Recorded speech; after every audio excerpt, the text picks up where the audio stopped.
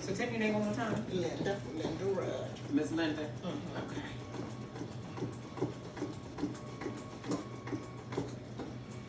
So Miss Linda, what brings you in today? Well, I got a bald, not a bald spot, a whole front of my head is bald, and I want to do something with it, get it looking a whole lot better. Mm-hmm. And I like to use my natural hair if I could. Mm-hmm.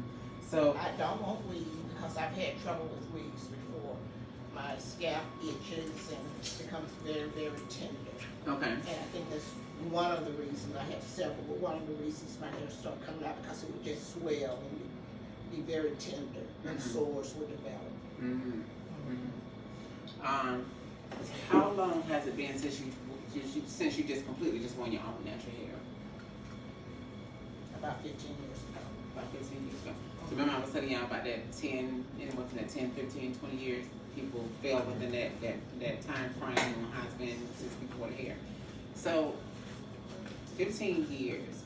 You said 10 or 15? 15. 15 years. Mm-hmm. Why so long though? I was a caregiver, busy taking care of my mom with Alzheimer's, taking care of my daughter, and so the focus became on other people and not myself. So I just sort of just gave up and started wearing weaves. It was very convenient for me to do that, and I just stopped taking care of my natural hair. Gotcha. Definitely understand that. Okay. Okay. Yeah. So let's see what we're working with.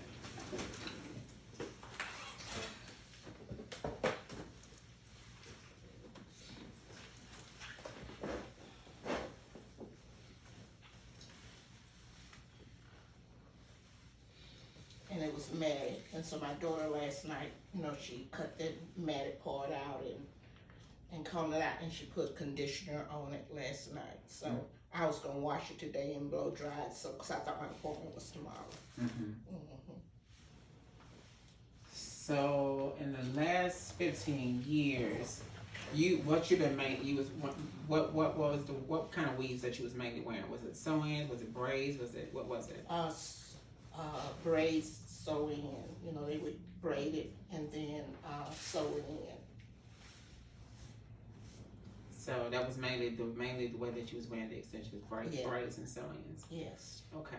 I started out with glues, gluing it in. I started out that way, but then we went to sew-ins. And then you don't have to tell me, but are you on any type of medication that may cause this hair thing? What maybe like any thyroid issues, any high blood pressure issues? Blood pressure. Oh, okay. But I've been on blood pressure medicine about the last 3 years. The last 3 years. Okay. So even with the course of the last 3 years and you wearing the extensions, did you notice it get worse? It got worse. It's gradually getting worse. At first it just started right here in the center. And I continued getting weaves, and it just came to a point where I was tired of it, and I just stopped. And so with the hair, I started scratching. It would have bumps, and I would scratch and that kind of stuff, and it just continued to start coming out. And then I have female baldness in my family. I have 2 sisters who have the same issue, but it's not as bad as mine. And so, as professionals, you guys, so you can kind of tell a lot of times when you see people with alopecia at the crown, most likely that's something that's internal, right? And so a lot of times it can come from things, and like I said, internal, or something that's genetically, like she was saying, like it runs in her family about with the female pattern baldness. But once again, it's the way that they are wearing their hair that speeds up the process and makes it worse, right? So once again, she didn't go to school for hair, so she don't know what to listen to, what to pay attention to when it comes down to her hair. Were you going to a professional, or were you doing it yourself at home? No, I was going to a professional. Okay. You was going to a professional? Okay. Was it like this one person the whole time? It was different people. Okay. Because I go to one person, it would be too tight. I said, well, let me try somebody else. And then I tell them, well, it's tight.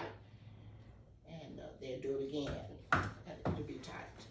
And then the very last time I had it done, when I got home, I had a bad headache, It was very tight, and I took it down myself, and that was that. And I had to went back again. Okay.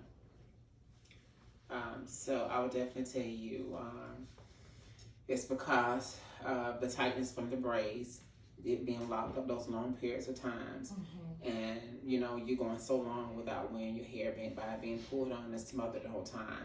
You was already dealing with with the issue of it possibly happening from a genetic standpoint, and then the way that you was wearing it was making it worse. And then when you started taking the medication was thinning your hair out from whatever the medication was made out of. And once again, the way that you was wearing it. So the medication on one end was fighting to take your hair out, and then you was fighting on the other end to take it out. And both of them was working together to pull all your hair out. And were you going to a salon to get this done, or was it this person was at a house or something, or what was this? It was a salon. Each place, a little small hole in the wall place. Okay. So, did you know if this person had license, or you don't know? You don't know. Oh, I would see license on the wall. Oh, okay. Okay. All right. So, yeah. So that's why, and I can tell it's been years since you had a chemical or something in your hair. Yes. So clearly a chemical is not the issue, because you ain't had one of them in years.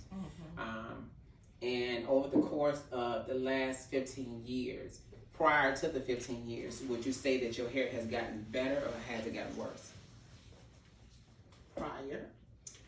So over the course of 15 years, like what did your hair look like 15 plus years ago? Like, I had a healthy, full of hair. It was thick, very thick, and I had a nice length to it.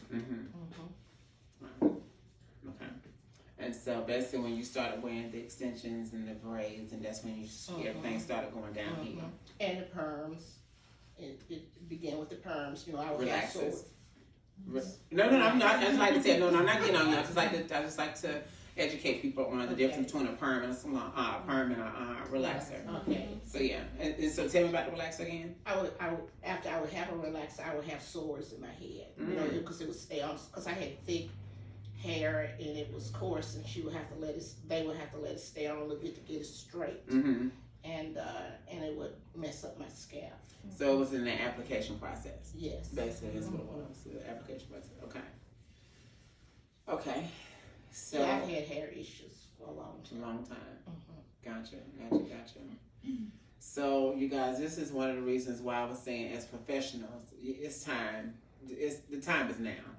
The time is now to be professionals and to step up to the plate and to really start practicing theory at the end of the day, you guys. And like I said, once again, here's another case where a person haven't worn their hair in 15 years, and she's been wearing a bunch of sew-ins and braids, and she just spoke about how tight it's been over the years, and and once again, this lady is sitting here hurt from long lines of stylists not doing their job the way that it need to be done, their job, and stylists that's in their own way won't get out of their own way to go get educated on what they can do to help situations like this.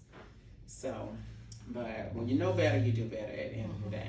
I would definitely tell you from this point moving forward, don't ever put another braid in your hair. Don't ever put no more sew-ins, the wigs. If you expect to have any type of decency of hair that you have left, I can't promise you a head full of hair again.